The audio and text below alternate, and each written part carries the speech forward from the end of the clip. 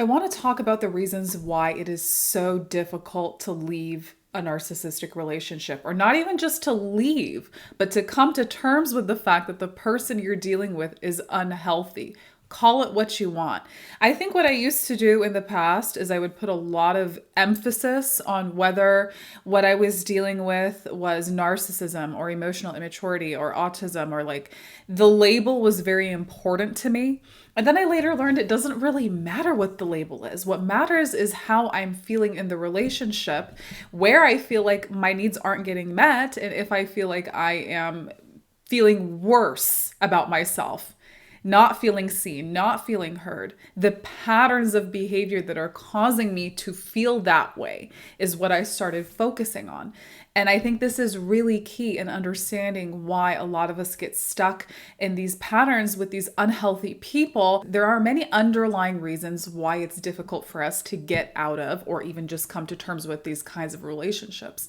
And one thing that can make it really difficult is if you come from a family background in which you were used to dealing with this type of unhealthy patterns of behaviors. So if you have a friend or a partner or whoever in your life that is kind of feels familiar, feels comfortable, but you recognize that there are very unhealthy patterns in this relationship, like you can't be open with them, you can't say your opinion without them blowing up, or you can't depend on them in certain times of need, or there could be a plethora of different toxic red flags in this relationship. But because it feels familiar, it feels safe. Our brains are wired to seek out safety.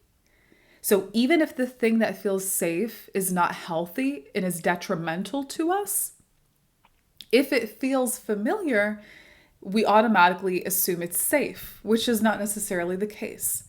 So if we grew up with a narcissistic parent, we are at such greater risk for being in narcissistic relationships in our adult lives as well. And it becomes even more difficult for us to come to terms with these patterns of behavior and their effects if we are used to dealing with people who have these patterns of behavior. Narcissistic people are attracted to anxiously attached people. They're attracted to them because they have a need for admiration and they have a need to kind of be fawned over, and an anxiously attached person meets this need for them. They kind of feed the narcissistic person's ego. If you're someone who's anxiously attached and this is the pattern of relationships that you're used to being in, probably starting from childhood, because our attachment style begins with our caregiver. So if you have an anxious attachment style, chances are you'd had pretty inconsistent parenting in terms of the emotional attunement your parent had to you. They might have sometimes given you love and then sometimes been really neglectful and mean. And, you kind of had to be always on high alert and watching their behavior and monitoring for changes and really just focusing on trying to be the perfect child, or staying out of the way, or just, doing what was expected of you and more in order to earn love. When love is not something that is earned, it's something that you build with somebody. It's a mutual thing that's built together with somebody else.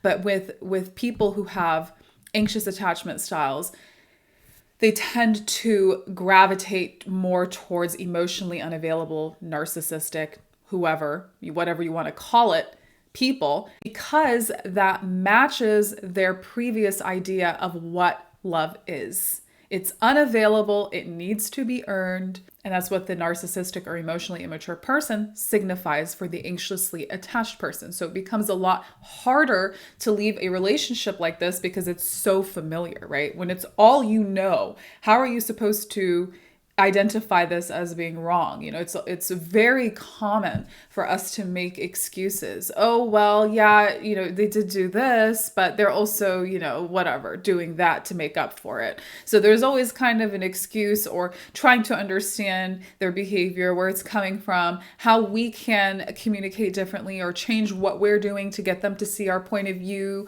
or to understand or to change. And it never works because the narcissistic person doesn't have the capacity to self-reflect. They don't have the capacity to have interest in what your inner world is or what your experience is. They don't ask questions about you or, oh, like, tell me more about that, or trying to understand where you're coming from. Someone who's narcissistic will be upset just at the mere expectation of wanting to have any kind of emotional intimacy or expectations from them. They're extremely emotionally unavailable. So they expect to just kind of for you to flow your love and all of the stuff you have to give to them freely. And the second you have any expectation of them, they're like, whoa, whoa, whoa, buddy, hold on.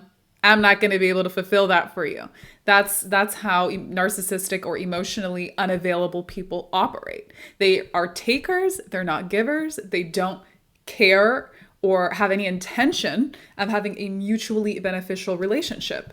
It's a one-sided thing. They view relationships in one-sided utilitarian dynamics. And not to mention, they also care a lot about having control over the relationship. So if you're someone who's being very vulnerable and very forthcoming with them and you're putting your best foot forward and they're seeing that, right? They feel like they have the upper hand because they're not giving you anything of substance in return. They might dangle some hope or some fake cognitive empathy, but when push comes to shove, there's really nothing there. There's no substance from their part. They care about their needs, protecting their ego, and they can be very jealous and catty and competitive. So they don't have the capacity to be in a real relationship. I mean, it's a one-way street. They might lead you on and dangle the carrot to make you feel or think that it's possible to have something more with them. But nothing more ever comes. And that's not because of your unworthiness or because you're not good enough.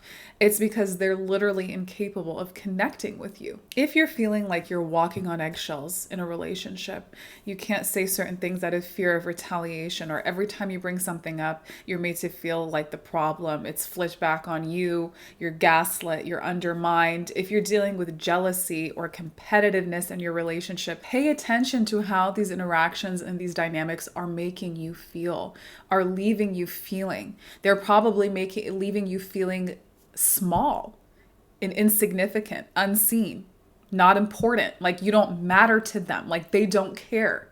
And that's a terrible feeling to have. And that's not your fault. So if you can take anything away from this video, it would be to just make sure that you're paying attention and you're honoring your intuition, because those feelings that you have are not you being crazy and overly emotional and too sensitive, right? Narcissists will throw that out all the time. They'll blame you for having that thing. You shouldn't feel that way. Nobody can tell you how you should feel. Your feelings are there for a reason. They're telling you something and they're valid, especially in the context of someone who's invalidating and can't hold space for you emotionally because they're so detached from their own emotions. It's less important what we label it, and it's more important that we honor our feelings in these relationships. Thank you so much for watching this video, and thank you for allowing me to be on this healing journey with you. If you'd like more support in your healing journey, you can find my website link in the description down below. Thank you so much for watching, and I'll see you in the next video.